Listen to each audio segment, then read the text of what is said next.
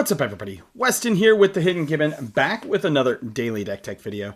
And I'm still pretty pumped for the Fallout show. We have the Season 2 finale coming out very soon, and so I'm going to keep up with some Fallout themed decks. I know they're not the most popular videos out there, but you know what? I like it.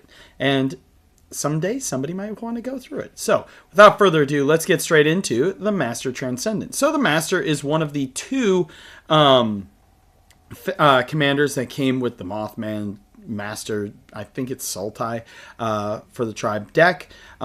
He's a little bit more interesting in terms of like what he does, rather than the Mothman, which is more counters and things like that. But the Master Transcendent is a 2/4 for 1 generic and then black, green, blue. And then when the Master Transcendent enters the battlefield, target player gets 2 rad counters. Oops. And then you can tap and put target creature card in a graveyard, not just yours, that was milled this way during this turn onto the battlefield under your control. It's a green mutant with base power, toughness 3/3. So not only can this be your opponent's creatures, but it's not just its sorcery speed. They did not put that break on here like they do with a lot of things nowadays. But you can revive your own stuff. You can revive your opponent's stuff. But let's see how we can do with a little bit of mill and a little bit of graveyard recursion, shall we? So we have Tyvar, Jubilant Brawler. He's a 3 loyalty for 3. You can activate the abilities of creatures you control as though those creatures had haste. So if you get him in play in turn 3, you can put the Master in play and do it pretty quickly. You can untap up to 1 target creature, and you can mill 3 cards. Then you may return a creature card with mana value 2 or less from the graveyard to the battlefield. Pretty nice there. For creatures, we do have Bruvok in here. He needs a lot of reprints because Bruvok's really expensive. And I'm going to be perfectly honest with you, I don't understand why Bruvok is overly expensive, because straight mill in Commander is not very good. You always have to have some sort of backup plan with it. Every time I've tried to build a straight mill deck, I just die because creatures turning sideways trumps mill. But he lets it, if an opponent would mill a card, they mill twice that amount. Then we got Deathrite Shaman, the first 1-mana Planeswalker, Winky Blinky in there. He's a 1/2 for 1. You can exile a land card from a graveyard to add a mana, exile an instant or sorcery to have each opponent lose 2 life, or exile a creature to gain 2 life. We got Delighted Halfling as a mana dork, as well as Elves of Deep Shadow. Eternal Witness to bring something back to your hand. Feral Ghoul, which has Menace and a 2/2 for 3, and whenever another creature you control dies, put a 1/1 counter on Feral Ghoul. When Feral Ghoul dies, each opponent gets a number of rad counters equal to its power. Then we have the Glowing One. He's a Death Touch, and when he deals combat damage to a player, they get 4 rad counters, and whenever a player mills a non-land card, you gain 1 life. So pretty nice, right? Like, these rad counters are pretty good. We have Hedron Crab, so landfall, target player mills 3 cards. Genova, Ancient Calamity. At the beginning of combat on your turn, put a number of 1/1 counters equal to Genova's power on up to 1 other target creature. That creature becomes a mutant in addition to its other types. And whenever a mutant you control dies during your turn, draw cards equal to its power, which is pretty nifty since, the Master turns everything into a mutant. We have Kiora's Follower, untap another target permanent so you can use the Master more than once.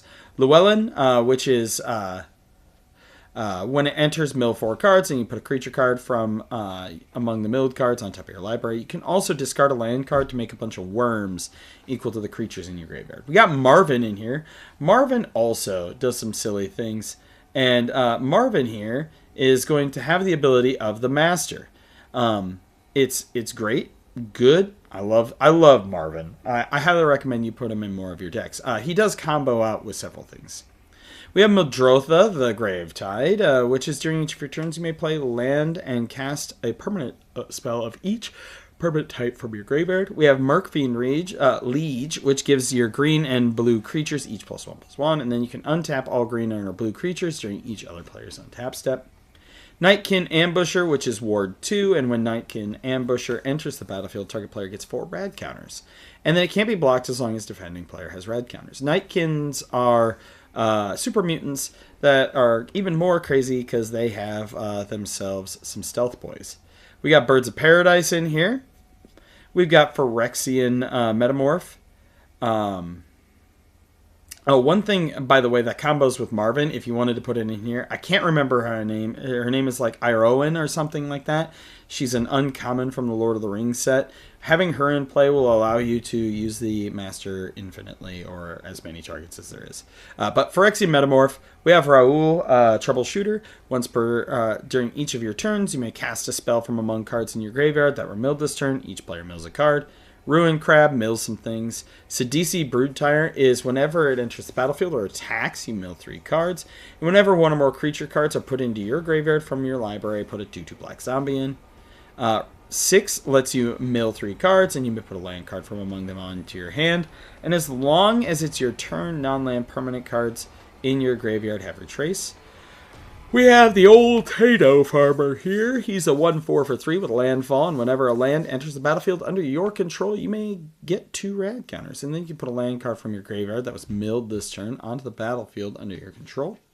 We've got the Ghoul Gunslinger. First strike, whenever the Ghoul or another non-token zombie or mutant you control dies, target player gets 2 rad counters.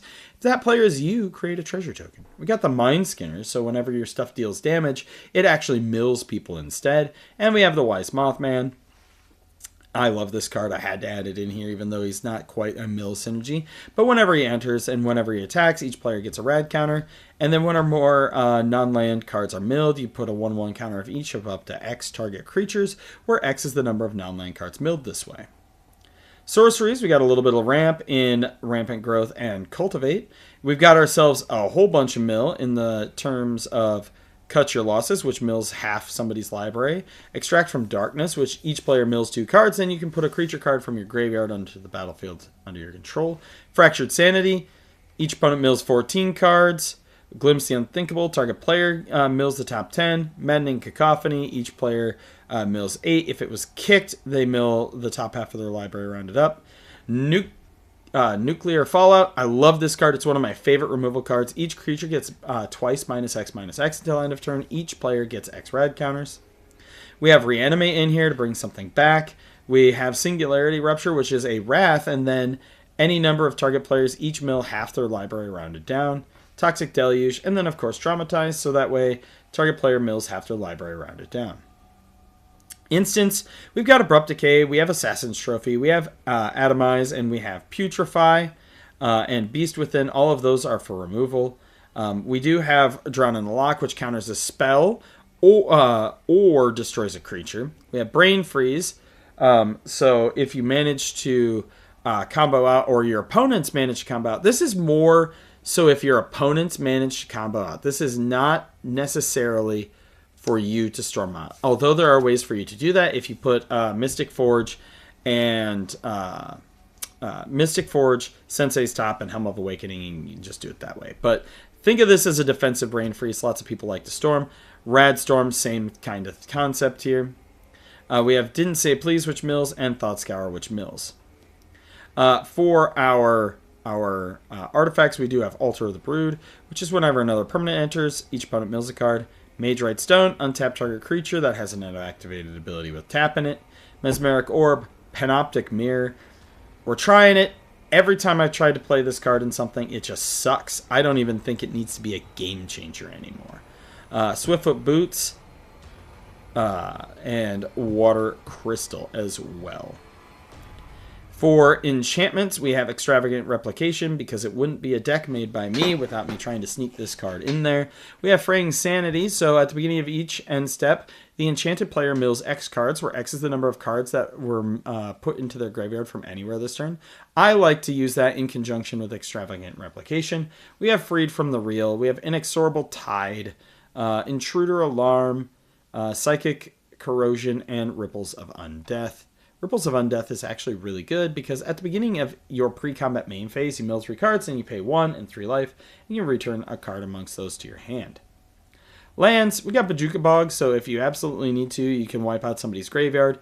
We have Karn's Bastion in here, and Nephalia Drown Yard, but other than that, it's pretty simple and straightforward. Mariposa Military Base as well. But yeah. Let me know what you think of the deck in the comments down below. I think if I were to drop anything from this deck, it's probably going to be the Rad Storm and the Brain Freeze to put in the Iorith to combo with Marvin, and then maybe another big mill spell, but we'll see. As always, I'm Weston with the Hidden Gibbon, and I hope you all have a wonderful day.